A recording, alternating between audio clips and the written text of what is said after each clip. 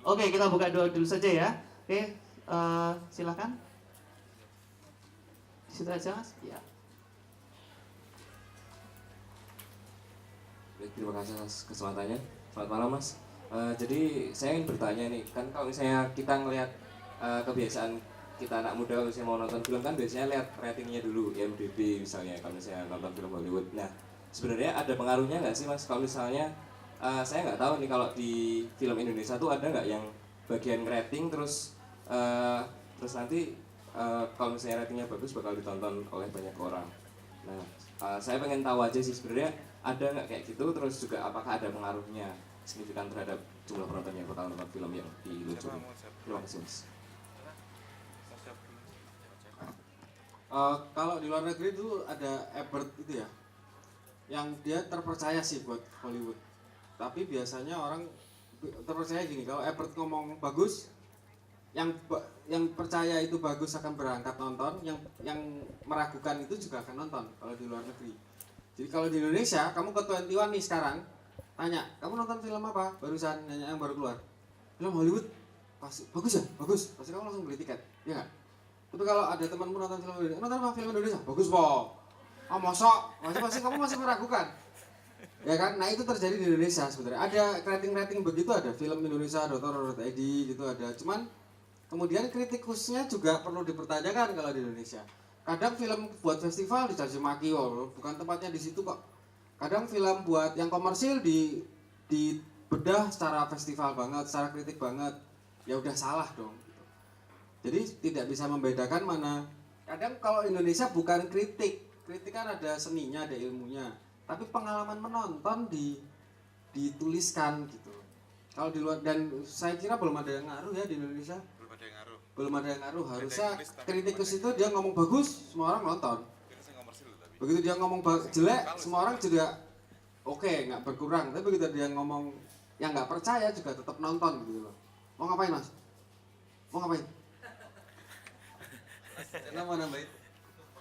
Kalau untuk kegiatan perfilman, jadi yang non komersil, misalnya teman-teman yang bergerak di festival, mereka ada sistem, ada programmer sebenarnya, ada programmer yang memprogramkan. Jadi film itu akan ditempatkan pas, sesuai.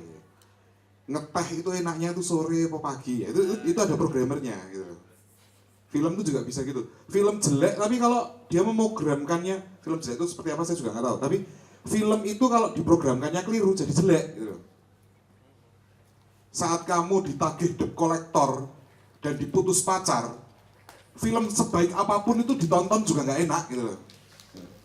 Nah, makanya ada programmer, ada kurator, ada banyak lah. Ada yang menulis resensi, kritik film dan sebagainya. Itu yang terjadi di kegiatan perfilman dan itu sudah berjalan cukup lama. Nah kalau di komersil enggak. Karena selalu dijawab itu kan bayarannya sih itu, kan kalau enggak, dia udah saya bayar beres. Jadi kalau di film komersilnya Indonesia untuk rating itu masih abu-abu juga. Nah yang jadi pertanyaan, justru pertanyaan itu sebenarnya menimbulkan pertanyaan dalam diri saya. Istri saya mas, itu nggak pernah di rating orang, tetap saya cintai kok mas. Tetap tak tonton setiap hari. Karena saya mencintainya. Ada film apa nih? Saya tuh nonton Mencari Hilal yang barengan di bulan puasa tuh ya. Mencari Hilal, ayat-ayat Adinda. Saya Nasrani. Itu yang saya tonton adalah film-film yang tidak bicara nilai Nasrani. Di bulan puasa dan Lebaran, di tengah gempuran Jurassic, apa itu? Film Hollywood kabeh kok kuwi. Saya nonton mas, di bioskop itu cuma 2 orang, saya sama istri saya. Karena apa? Karena saya suka nonton. Tetangga saya dari motor aja saya tonton kok mas. Apalagi film gitu. Ya toh, budaya menonton melekat dalam diri saya. Saya nggak tahu teman-teman gimana ya. Aduh, ngeluarin 35.000, tunggu dulu aku mau lihat ratingnya bagus nggak? Jangan-jangan udah beli nggak bagus. Karena memang nggak ada kebutuhan. Gitu. Itu mungkin ya, tapi bukan berarti kalau melihat itu salah, enggak. Ini loh yang banyak daun-daunnya itu loh. Ada daunnya 5 atau 6 itu kan, apa? Oh ini pasti bagus ini. Nonton, kepalanya pusing, ini maksudnya apa ini? Pulang ya kan, gimana filmnya bagus enggak? Ya pokoknya banyak daunnya. Wah, ya kan. Ya nggak apa-apa, gitu juga boleh gitu kan. Itu kalau dari saya ya, pengaruhnya ada rating enggak, tapi ya itu pengaruhnya. Tapi orang kayak siapa Jis? Orang kayak Mas Joko Anwar yang dia filmnya festival dan luar, dia semua film Indonesia nonton. Semua film Indonesia. Ya, dan itu penempatannya paling benar. Di Jakarta itu ada satu bioskop Plaza Senayan, itu cuma buat gengsi kalau produser. Nggak ada penonton Indonesianya. Tapi kalau film Mimin hantu posesif nggak akan tayang di Plaza Senayan. Karena orang ke ABG ke Plaza Senayan juga mikir kan. Jadi isinya juga film-film yang sudah pas dengan distribusinya. Pertanyaan saya Mas, pernah lihat atau baca rating film Indonesia? Belum. Itu kenapa Anda punya pertanyaan rating ngaruh apa enggak ya? Ya pengen ngerti aja, siapa tahu kalau misalnya saya kan kalau misalnya nonton film luar negeri kan nonton ratingnya dulu. Ya. Nah pengen nyamain aja kalau di Indonesia ada enggak. Nah, dan prakteknya dan buktinya ada rating. Tapi apa ya kalian nonton film Indonesia? Enggak kan? Artinya ya memang tidak menggerakkan. Dan saya sebagai filmmaker sudah membuktikan, benar-benar membuktikan. Lebaran kemarin 2 film saya tayang, Mencari Hilal dan Surga Yang Tak Dirindukan. Enggak Lebaran, pasti Lebaran. Bintangnya 3. Oh ya, ratingnya 3 semua. Nah, tapi di Mencari Hilal semua media nasional yang tingkat intelektualitasnya itu ya sekalian lah gitu. Bacaan-bacaannya itu udah pasti bacaan-bacaan yang intelek gitu loh. Tempo lah, Kompas, semua lah membicarakan Mencari Hilal. Penontonnya 10.000. Oh, terus kalian ngomong Ada yang membicarakan surga enggak? Enggak ada satupun. 1,5 juta penonton. Orientasinya kemana sekarang? Nah, artinya lagi-lagi bahwa film komersial Indonesia itu memang digerakkan benar-benar oleh filmmakernya, oleh pembuatnya, komponen-komponen yang ada di dalam filmmaking itu. Nah, bahkan kritik pun tidak mampu menggerakkan. Gitu. Pemerintah diam saja, perbankan nggak ikut. Ya memang harus gila-gilaan kerjanya. Gitu. Untuk bisa ngajakin kalian nonton film Indonesia itu yang baru berapa puluh ini susahnya minta ampun, apalagi Indonesia yang berapa 2,5 juta ya. Ngejak tuku pulsa malah gampang. Nah, itu. yang paling contoh lagi si ini. Paling konkret lagi contoh film judulnya Magic Hour, ada yang nonton nggak? Angkat tangan nggak? Magic Hour. Kamu tahu nggak itu film FTV loh? Itu produsernya screenplay PH-nya itu punya pemain 3 orang, ditawarin main film di mana-mana. Si siapa namanya? Rizky Nasar, cowoknya, terus Michelle Zudit, sama satu lagi Dimas Anggara. Itu 3 orang itu ditawarin semua PH main film. Mereka merengek-rengek ke yang punya PH ini. Terus udahlah, daripada 3 orang ini pergi ke luar PH, PH-nya dia, kita bikin film lah. Dengan budget FTV, panggil sutradara FTV-nya dia, strippingnya dia, suruh bikin Magic Hour itu. Yang nonton 750.000. Ujian. Terus mau kayak apa sekarang filmnya? Yang budget lebih besar dari Magic Hour, nggak laku film. 750.000 tuh gede banget untuk budget FTV. Dengan kualitas gambarnya juga FTV gitu. Ujian. Sekarang bingung kan kita mau gimana. Terus PH-nya nggak mungkin bikin lebih mahal.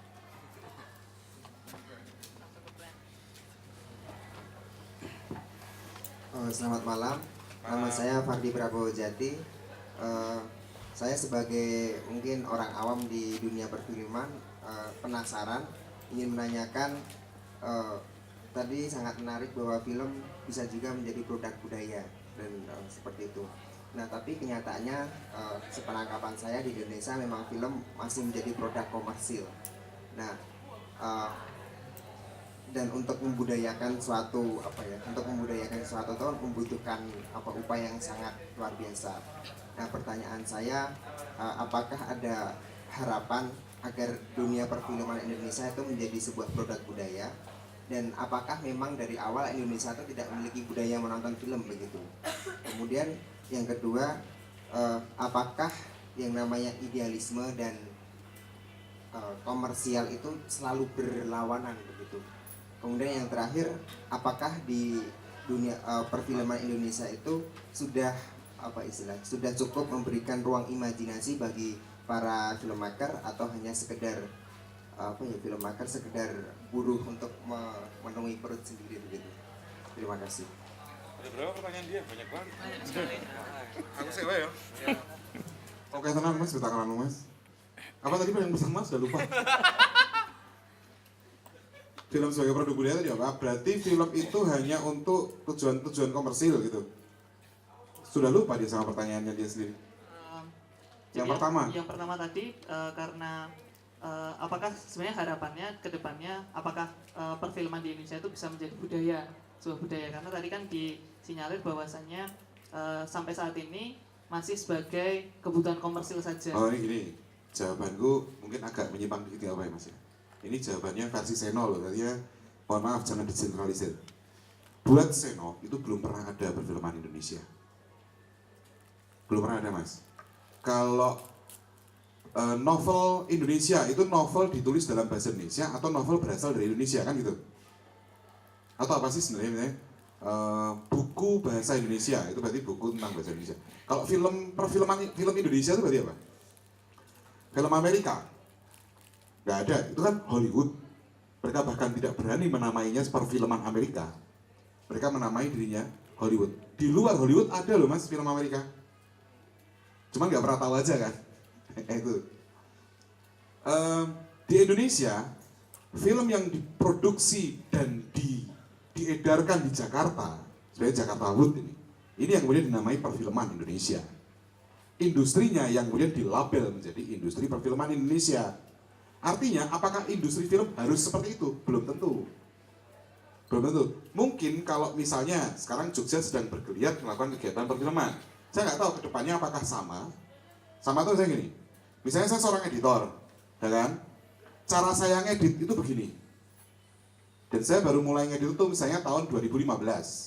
Saya ketemu misalnya Mas Fajar ini editor Jakarta yang sudah industri.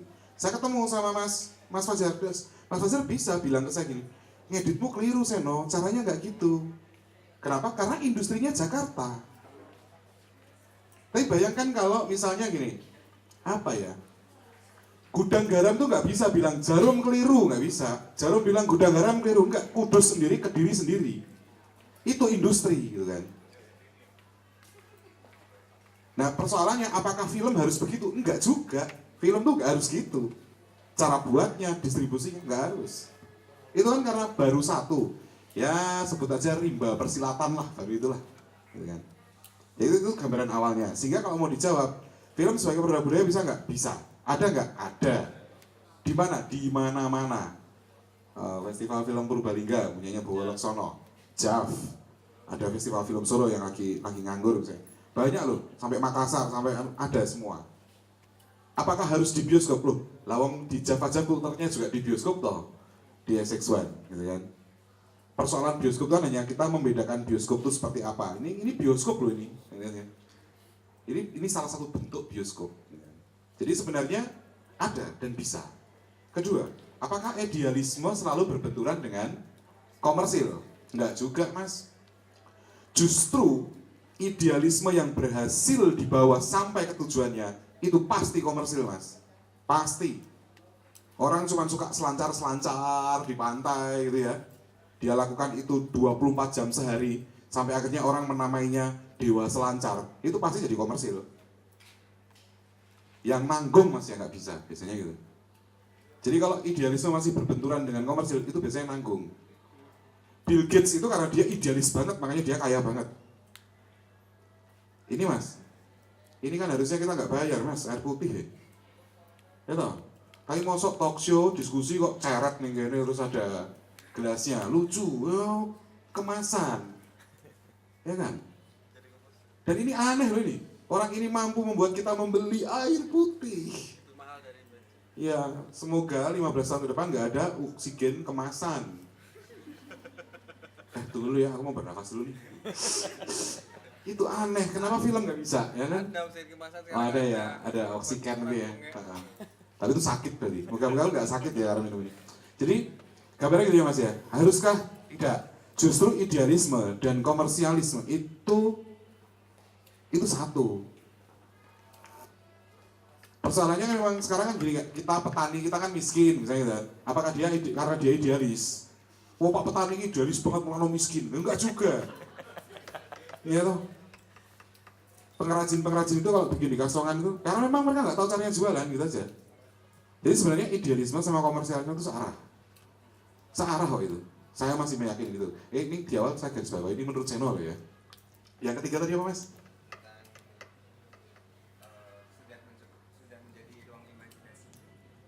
Oh ya pasti, pasti. Abok sutradara yang istilahnya dicap teman-teman yang buruh itu yang ya yes sir asal garap, action cut, itu pun dia sebenarnya tetap menempatkan ide-idenya di situ kok. Yakin aku. Bahkan ada sutradara yang dituduh membuat film ecek-ecek misalnya, ecek-ecek itu nggak tahu apa ya dasarnya. Itu sebenarnya dia juga sudah menyisipkan di bagian-bagian tertentu. Yang saking halusnya itu yang nonton juga nggak tahu kok, gitu. Tapi terasa. Oh iya ngomongin rasa ya. Jadi sebenarnya kalau ditanya cukup nggak cukup, puas nggak puas, itu memang relatif ya. Artinya dia akan terus develop dan berkembang. Sehingga kalau masuk pertanyaan terakhir itu harapan ini. Apakah apa tadi harapannya? Film Indonesia kenapa? Nah, sebelum menjadi produk budaya, harapannya adalah apakah akan lahir film-film Indonesia? Film-film yang merepresentasikan dari Sabang sampai Merauke, diproduksi oleh Tengku, Raden Mas, dan Pace misalnya ya tadi, semua ikut terlibat gitu. Karena siapa tahu teman-teman di Papua kalau bikin film lain ya. Kalau Mas Fajar Nugros pernah syuting di sana sini, tapi kacamatanya Fajar Nugros. Saya kacamata saya. Nah, saat itu ada jadi apa tadi istilahnya perfilman Indonesia, otomatis film itu menjadi bagian dari budaya itu tadi. Baik isi ceritanya maupun proses bikin filmnya itu udah budaya bikin film itu. Kan mata pencaharian itu juga budaya. Nelayan itu juga mencari ikan itu bagian dari budaya. Kita negara kepulauan, film sing syuting ning laut berapa banyak sih? Sedikit ya. Sedikit. Kalau film Hongkong film Cina di daratan, film Amerika di daratan wajar lah, Amerika daratan kok luas. Kita negara kepulauan loh. Yang syuting di atas kapal tuh nggak banyak kok. Mahal, sama kayak candi lebih banyak daripada mall. Mana saya lihat candi di sini nggak ada. Padahal bule datang cuma mau lihat candi nggak lihat mall. Gitu. Ini persoalan kita sendiri. Tapi harapannya ke depan ada. Kapan aku nggak tahu. Ya kita mulai dari sekarang. Itu kalau saya. Monggo. Monggo Mas Aziz. Sebenarnya pilihan frasa-frasa antara budaya komersial terus idealisme sama apa? Idealisme sama apa tadi? Idealisme karena komersil lagi selalu Satunya budaya atau budaya. ya itulah pokoknya frasa-frasa itu tuh frasa-frasa yang memang selalu seksi untuk diperangkan gitu, untuk diperbandingkan. Ini mau jadi produk budaya apa mau komersialisasi gitu, mau idealis atau komersial gitu. Itu tuh dalam perspektif tertentu memang kemudian terlihat sangat menarik untuk dibicarakan, menarik untuk dipertentangkan gitu. Tapi sebenarnya sekarang saya nanya, Steven Spielberg bikin filmnya itu idealis apa enggak? Idealis. Tarantino bikin Kill Bill, dia bikin Django Unchained, idealis enggak? Idealis, bagus banget loh filmnya. Tapi keuntungannya nggak ada film Indonesia yang bisa sampai titik sekarang belum ada yang bisa ngalahin keuntungannya si produser Tarantino atau Spielberg sekalipun. Nah, terus tadi yang sempat saya kasih contoh juga Nollywood misalnya. Film yang mereka bikin ditonton sama masyarakatnya sendiri, jadi kebudayaan sama kayak Bollywood, tapi juga menghasilkan nilai ekonomi yang sangat tinggi gitu. Nah, justru malah sebenarnya daripada kita sibuk mempertentangkan frasa-frasa itu, gimana caranya sesuatu yang kemudian menjadi budaya itu juga punya nilai ekonomi yang dalam bahasa lain adalah komersial. Bagaimana kemudian idealisme itu ditekuni sampai kemudian memunculkan nilai ekonomi yang kemudian disebut juga komersial gitu loh. Nah, teman saya yang namanya Yosep Anggi itu orang yang sangat keras kepala. Terus kalau diomongin juga, kamu nggak, aku tuh idealis bikinnya tuh kayak gini gitu. 3,5 juta itu idealis buat dia. Tapi ketika dapat 250 juta dan dia beli rumah, coba idealismenya gimana gitu? Bertentangan apa enggak kira-kira? Enggak kan gitu. Kalau dia nggak punya uang itu, terus besok dia mau bikin film pakai duit apa? Sama kayak misalkan Nugros ketika misalkan dia bikin film gitu, ya memang idealismenya dia di situ. Dia tahu pasarnya dia di situ. Dia bikin film untuk ke arah situ. Goblok kalau dia bikin filmnya misalnya gangster untuk kebutuhan lain gitu, untuk festival gitu. Iya salah. Atau filmnya Masino tadi yang boncengan misalnya, dipush gimana caranya supaya itu jadi film komersial. Ya ntar dulu, enggak kayak gitu. Dan pertanyaan ketiga, apakah film Indonesia sudah mampu mengakomodir imajinasi sutradaranya ya? Ya mungkin sutradara lah yang menjawab. Tapi setahu saya ketika kemudian skenario itu jadi, yang wujudnya itu adalah teks dan kemudian akan menjadi film, maka proses imajinasi sudah otomatis terjadi di situ. Karena mewujudkan teks itu, misalnya Seno pergi ke museum UGM. Nah, pilihan untuk memvisualkan misalkan saya atau Fajar atau Mas Ino sendiri untuk membuat itu udah beda-beda. Ya pasti udah otomatis butuh imajinasi gimana ya cara apa segala macam.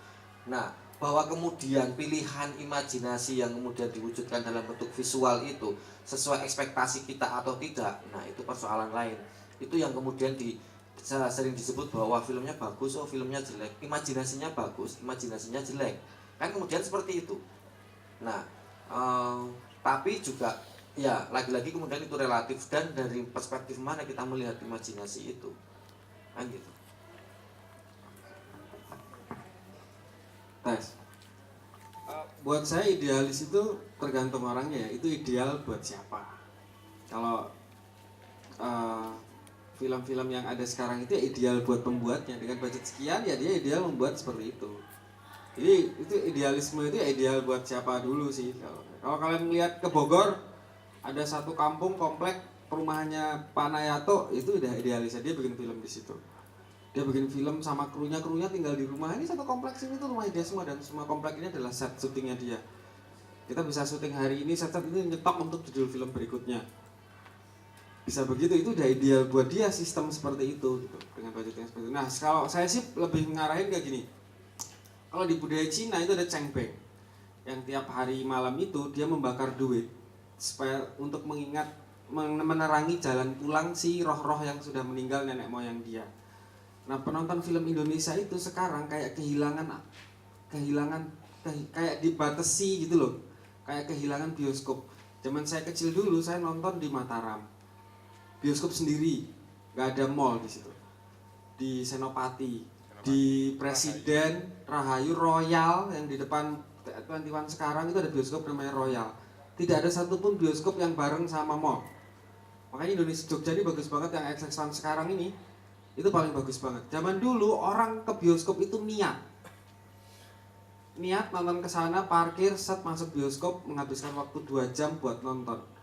Nah, masuklah 21 Sudikatmono nih, adik iparnya Pak Harto nih.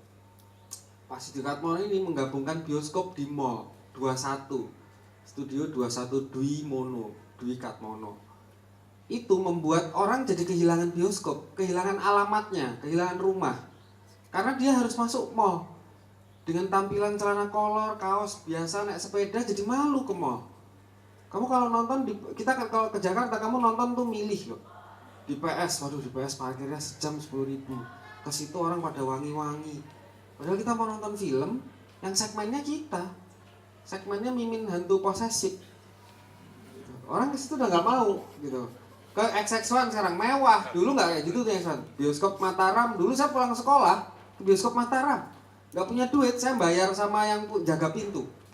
Jadi masuknya tuh setelah film diputar 5 menit, karena sudah jelas yang kursi yang kosong mana aja. bayar sama Mbak 2000 ini, ngakunya saya ke Gramedia. Sampai bioskopnya tutup, nangis itu yang punya bioskop. Nah dulu kita mengenali itu, nah penonton sekarang tuh nggak ada, jadi kayak budayanya di-cut.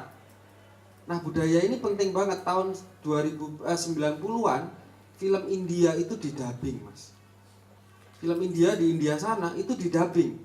Begitu didubbing seminggu tuh full terus, sampai setahun itu full terus. Akhirnya filmmaker India bilang bahwa dubbing ini harus di-cut.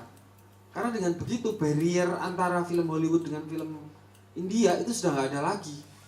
Jadi film Hollywood berbahasa India itu orang jadi bisa nonton kan. Jadi sekarang film Hollywood di India nggak begitu populer. Yang populer film India tetap karena mereka malas nonton film Hollywood. Karena ada barrier bahasa. Nah itu nggak terjadi di Thailand. Di Thailand juga didubbing dan itu tidak dilarang. Di Thailand film Hollywood didubbing, makanya ini habis semua.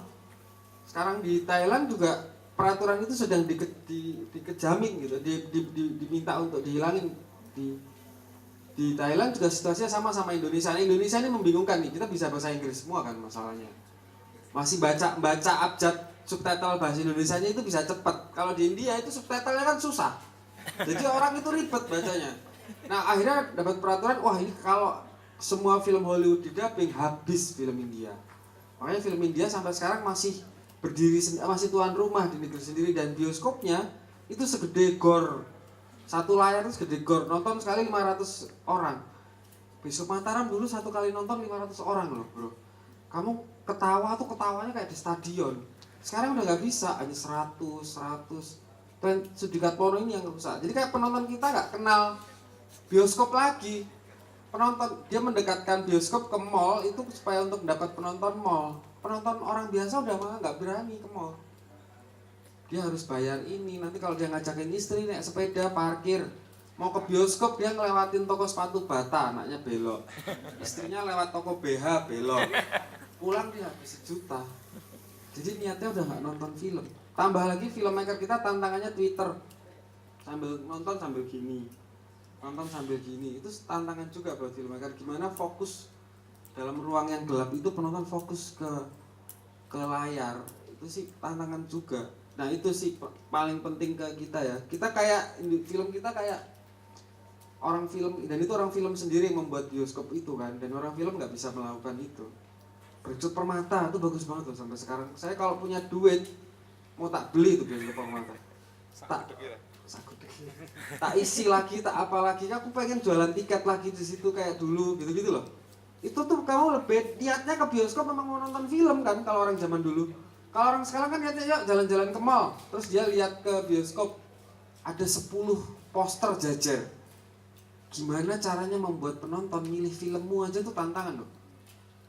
Sini mukanya Dian Sastro, sini mukanya Michelle Judith, sini mukanya ini, sini mukanya film Hollywood. Apa meneh siapa lagi? Mukanya Minion. Orang sekeluarga nonton, istrinya pengen Surga Tak Dirindukan, bapaknya pengen gangster film action, anaknya jerit nonton Minion 3 orang. Film Indonesia gak ada yang nonton, ya kan? Dan dia nggak bisa habis ini nonton ini lagi ya, nggak bisa karena duitnya udah habis. 100.000 tiket dan sebagainya. Nah kalau zaman dulu kita niatnya memang mau nonton film itu tadi. Mas Aziz bilang, nah aku rasa itu yang membuat penonton kita jadi kehilangan jati apa ya? Kalau roh halus zaman dulu nenek moyang pulang ke rumah, rumahnya masih di situ. Coba kamu pindah, rohnya bingung gitu. Kayak kita nih kayak alam bawah sadar kita tuh udah kok ke mall ya. Kita mau nonton bioskop loh ini, gitu loh. Ya. Oke, terima kasih. Oh ya, Sekarang bioskopnya udah bukan 21 loh ya.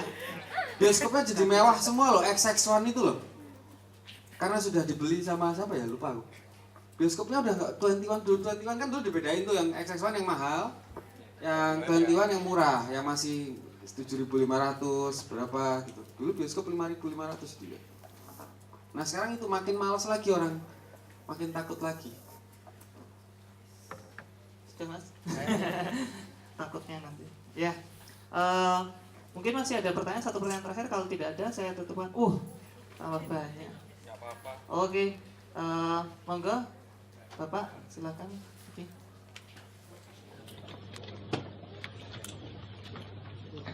Ya, saya mau tanya dulu, kalau pertanyaan merangkap komentar boleh enggak? Ya, terima kasih. Saya Ari Wijaya. Di film mungkin jadi hantu di belakang beberapa produksi yang saya akan senang nanti kalau setelah ini kita bisa berkenalan dengan teman-teman yang di depan itu. Misalnya Janji Joni itu rasanya saya dulu ada di belakang produsernya. Sang Kiai, saya senang mendapat cerita bahwa produsernya mengeluh walaupun dapat award. Saya tahu kalau dia dapat duit itu, jadi bukan duit dia sendiri yang dia pertaruhkan. Nah, jadi kira-kira kayak gitu. Nah, sekarang saya mau komentar tentang omongan kita malam ini. Mas Seno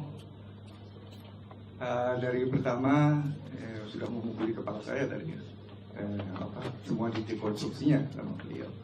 Tapi satu hal yang saya tangkap dan saya kira itu penting sebetulnya kalau kita ekspor malam ini adalah tentang tadi perlunya kita ngomongkan sebetulnya itu ekosistem dari perfilman itu sendiri kan, dan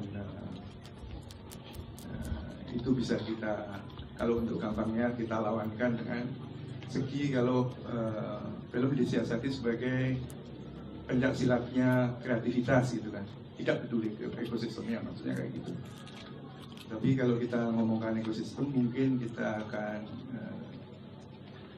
explore kalau memang kita kehilangan alamat, maka nah kayak gitu kan, kita sekarang butuh bioskop yang kayak apa, bagaimana bioskop yang dimimpikan oleh teman-teman sebagian aktivis di Jakarta itu misalnya bisa turun sampai ke kota kecamatan, memimpin mereka kayak gitu kan. Juga kalau tadi menanggapi keluhan Mas Fajar, saya pikir ya kita harus mimpi tentang bioskop murah, dan sesudah itu mimpi tentang bagaimana memperpanjang usia produksi sendiri. Mudah-mudahan di sekolah di mana itu? Ya, itu nanti kita bisa explore juga itu kemungkinan seperti itu. Dan karena orientasinya kepada praktek, mudah-mudahan kita bisa ketemu sama orang yang berduit lah, yang kira-kira mempunyai kemampuan untuk membuat linkage yang diperlukan saya kira terhadap ekosistemnya. Dan kemudian saya kira juga film juga perlu dilihat sebagai ya tidak hanya feature film atau dan tidak juga komersial atau festival atau mungkin akan keluar tipologi yang lain yang ya sesuai dengan generasi yang pakai Twitter lah, seperti misalnya diimpikan oleh, kita ingat kritikus dari Jerman itu Alexander Kluge, kalau masih ingat, dia anggap bahwa kesempatan 1 menit yang terluang di televisi misalnya, kalau itu dimanfaatkan sehingga bisa menarik, mungkin peluang-peluang yang kecil itu juga bisa bermanfaat. Ya, gitu. Terima kasih.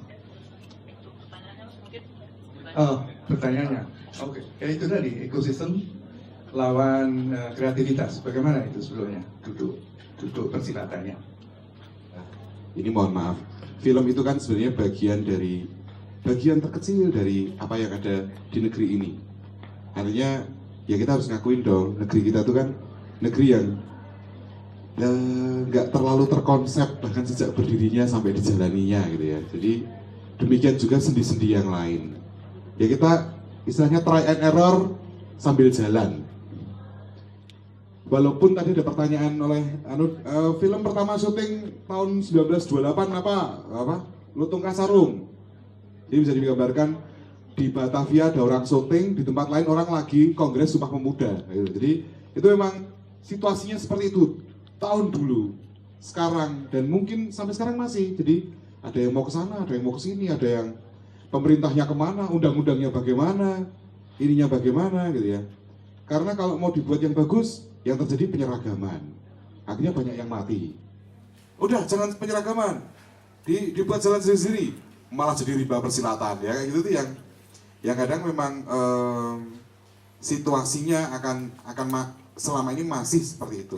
Tetapi saya yakin dan percaya bahwa baik itu yang yang bergerak di industri, dan ini nggak cuma bioskop, berarti kita sudah masuk ranah ke televisi, ke apa segala macam, maupun yang mengatasnamakan karya yang dia putar untuk di SD di lingkungan ini sama-sama sedang membangun ya perfilman Indonesia itu tadi, gitu loh. Sementara memang masih jalan sendiri-sendiri gitu ya, tapi itu sedang menuju ke sana. Jadi saya tuh tidak melihat filmmaker sebagai selebriti atau kayak orang-orang Hollywood gitu, enggak. Filmmaker Indonesia itu adalah pejuang. Kalau orang cerita dulu tahun 45, tahun 40 itu pakai bambu runcing. Nah di tahun 2015 ini masih ada orang pakai bambu runcing, yaitu Mazhar Nugros, Aziz Tibio. Bahkan Rambu Jabi itu masih pakai bambu runcing, istilahnya gitu loh. Karena industri perfilman kita masih berjuang. Berjuang dari penjajahan apa? Dari bukan penjajahan, dari dijotak penduduknya sendiri pada males nonton. Pagoda Pastiles itu produk dalam negeri loh. Tapi mungkin penjualannya nggak sebagus apa ya yang produk Mentos atau apanya. Yang distributed by Indonesia.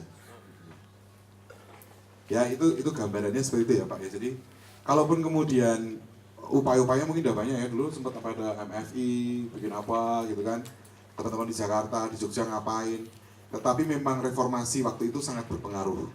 Ketika ada reformasi, apalagi pengaruhnya itu macam-macam, salah satunya Departemen Penerangan dibekukan oleh Gus Dur. Kalau Departemen Penerangan tidak dibekukan, belum tentu Mazhar Nugros jadi sutradara sekarang, belum tentu Aziz Tibio jadi produser sekarang, karena situasinya dulu berbeda. Orang bisa pakai handycam syuting, jadi film putar. Dulu nggak bisa itu. Orde Baru nggak bisa. Nah setelah reformasi itu sangat berubah. Jadi situasi negeri ini sangat mempengaruhi situasi filmnya. Nah kemudian kalau makin kesini, sekarang udah banyak nih short film muncul. Dan luar biasa, ratusan film per tahun. Yang bikin ada anak SMK, ada anak kuliah, ada yang bahkan sudah nggak kuliah, udah nggak ngapain. Mungkin dia kerja jadi tukang rumput di padang golf gitu ya. Sambil jualan-jualan bola golf sisa-sisa itu, dia bikin film. Dan short film sudah punya tempatnya sendiri. Mungkin mediumnya belum ya. Kayaknya nggak tahu Gadget itu. Saya kalau naik pesawat Jakarta Jogja 50 menit. Di kursi pesawatnya itu ada filmnya. Filmnya 50, lebih dari 50 menit, 90 menit, 100 menit.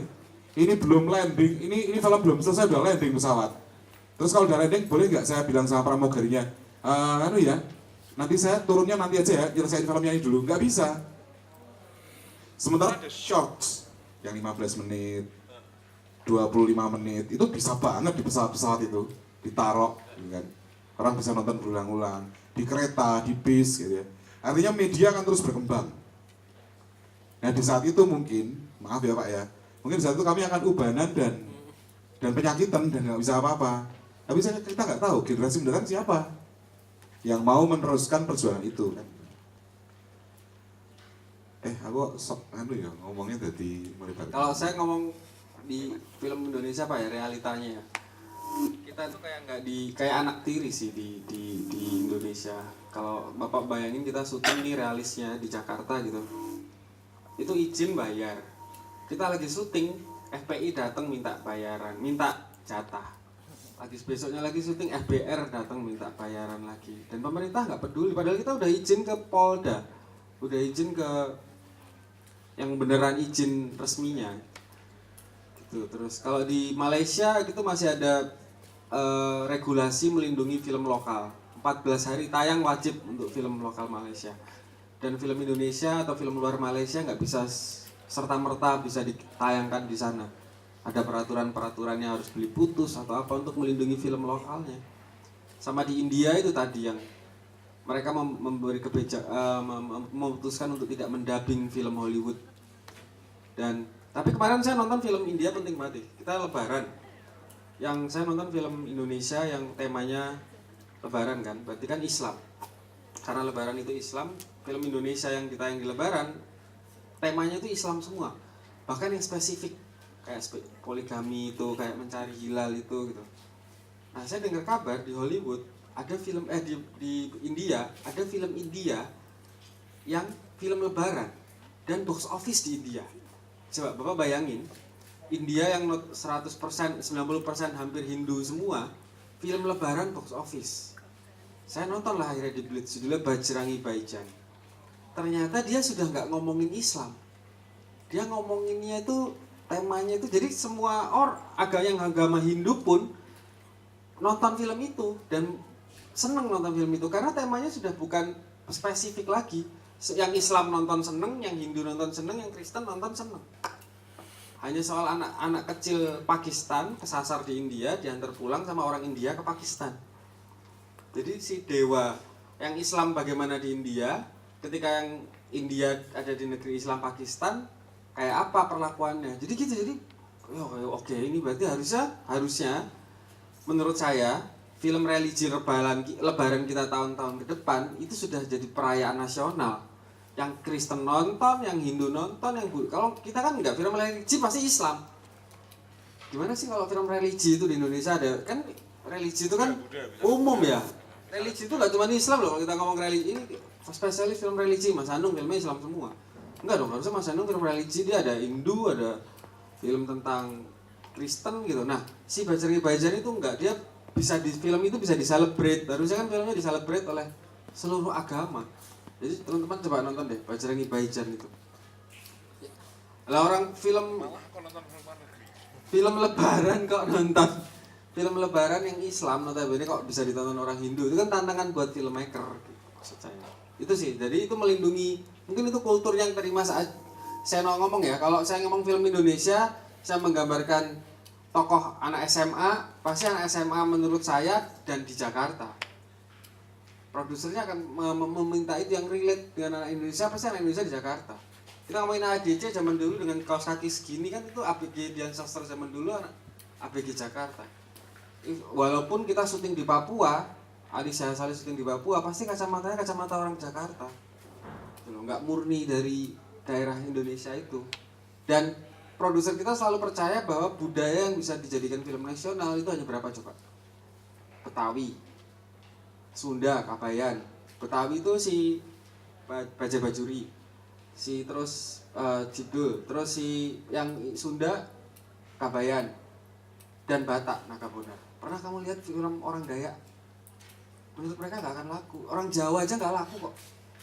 Coba syuting, saya tanya ke produser yang bisa membuat orang syuting di Jogja, Mas Hanung. Produser lain akan ngomong nggak laku, terus budaya Jawa. Pasti gitu doang, hanya 3 budaya itu doang, Medan, Sunda, Betawi. Dah, coba budaya Madura, budaya ini nggak ada, nggak laku film. Iya. Kalau bicara konteks ekosistem Indonesia, saya juga belum tahu Pak jawabannya apa. Tapi kalau membicarakan konteks Jogja, saya tahu karena dari perjalanannya. Pertama misalnya dari catatan 2006 dulu saya Yosef Anggi dari Nugroho Philipsya, kami membuat festival film yang disupport oleh komunitas-komunitas pendek, dan 9 tahun kemudian, ini sudah berjalan 2 kali, pemerintah daerah Jogja ngasih support lebih dari 2 miliar untuk anak-anak, untuk teman-teman bikin film pendek, ada 14 kelompok. Artinya baru 1 pemerintah daerah di Indonesia yang punya support terhadap pertumbuhan film di kotanya secara langsung. Coba setahu saya Laskar Pelangi di Belitung pun pemerintah daerah tidak mensupport sebegitu besarnya gitu. Dan Jogja. Dan yang kedua, kami beberapa director, bahkan Nugras juga mau syuting di Jogja. Saya sama Mas Hanung gitu, Iva, Pasiro kemarin juga bikin. Kemarin itu saya 4 film di Jogja gitu. Terus Nugras mau bikin, terus masih ada banyak lagi gitu. Artinya kami masih sangat punya harapan besar bahwa ekosistem film itu ada di Jogja. Memang industri secara keuangannya ada di Jakarta, tapi jangan salah bahwa Hollywood itu dulu di New York dan akhirnya dia pindah ke LA. Jadi bukan tidak mungkin ketika industri film yang sekarang masih ada di Jakarta ini akan mulai bergeser ke Jogja. dan ekosistem akan ada di Jogja. Karena di Jogja isinya adalah pelajar. Setiap pelajar itu cita-citanya memang kemudian belajar menjadi seseorang yang lebih punya karya yang luar biasa. Secara ekosistem juga sangat membangun itu. Tinggal dikasih nih setiap tahun ada 10 triliun masuk ke Jogja, jadi industri film di Jogja. Tapi pemerintahnya juga harus. Oke. Pemerintah udah ngasih support. Pemerintahnya nggak pernah janji. Makanya bisa aja. Monarki kita. Kalau Harusnya pemerintahnya support ya, kayak wali kota Bandung. Semua orang boleh syuting di Bandung nih, kita akan bantu. Makanya preman pensiun bebas syuting di Bandung. Tapi wali kotanya berapa periode? Mentok 2 kan? Nah, kalau di sini kan bisa bertahan puluhan tahun. Makanya lebih kondusif sini daripada Bandung. Di luar negeri kita syuting di kota mana malah dibayarin. Insentif. Hollywood itu syuting di kayak gini loh Pak. Kita nonton. Oh, dipakai mic-nya. Oh iya, pakai mic. Mau ngomong apa mau makan dulu Mas? Kayak gini loh, Malaysia itu merasa tidak dikenal waktu zaman Mahathir Mohamad, waktu zamannya Pak Harto. Terus akhirnya berpikir memang bikin bisa membuat Malaysia terkenal itu apa ya? Dia bangun Petronas. Ketika dia sudah bangun Petronas, jadi 2, waktu itu tertinggi di dunia ya. Mahathir ngomong, ini mempopulerkannya gimana ya? Dia bikin film, Entrapment. Sean Connery sama Zeta-Jones, dan itu dia yang membayari. Di Indonesia nggak ada yang sadar kayak gitu. Orang film mau syuting di Born Ultimatum atau apa ya, mau syuting di Jakarta, malah ditarik duit sama si pemerintah, menteri siapa itu. Akhirnya mereka memindahkannya di Bangkok, memindahkannya di Vietnam, di Kamboja, di Filipina. Kita enggak, padahal kita disebut ini Jakarta, disebut di itu doang nggak ada Jakarta, jadi kita tepuk tangan. Ya, pembicara kita yang hebat sekali. Oke, tampaknya dari tadi teman-teman sudah gelisah ya, sudah angkat-angkat kertas gitu kan. Begitu, mohon maaf sekali bagi 2 penanya lainnya, mungkin nanti setelah acara bisa ditanyakan. Sebenarnya film itu pusatnya di Jogja, karena filmmaker di Jakarta itu semuanya dari Jogja. Kamu mau nyebut siapa coba? Pak Teguh Karya, Kari Nugroho, Iva Isfansa. Harusnya di sini ada tiap kalian bikin film bioskop. Kalian nyewa lah bioskop, dulu saya nyewa bioskop buat muter film indie kok. Jadi maksudnya kalian harus lebih. Dan sekarang syuting di Jogja semua loh. Cuman dulu saya jarang orang syuting di Jogja, saya harus ke Jakarta buat melihat orang syuting. Sekarang tiap hari orang syuting di Mas Hanung di sini kantornya. Samperin, Mas saya pengen belajar apa nonton apa-apa atau apalah. Oke, terima kasih. Selanjutnya plakat akan diberikan oleh Ketua dari Equality 2015. Pertama akan diberikan untuk Mas Seno atau iya Mas Seno. Tepuk tangan dong untuk pembicara kita yang pertama. Udah. Terima kasih sekali sudah menyempatkan hadir di sini. Selanjutnya akan diberikan untuk Mas Fajar Nugros.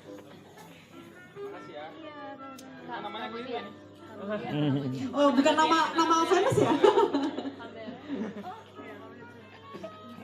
Kameranya mana nih? Ya, tepuk tangan dong untuk Mas Fajar.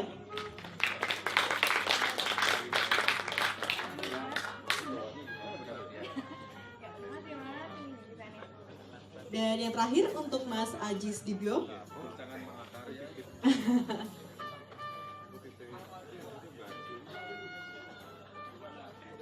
Dan tepuk tangan dong untuk Mas Ajis sekaligus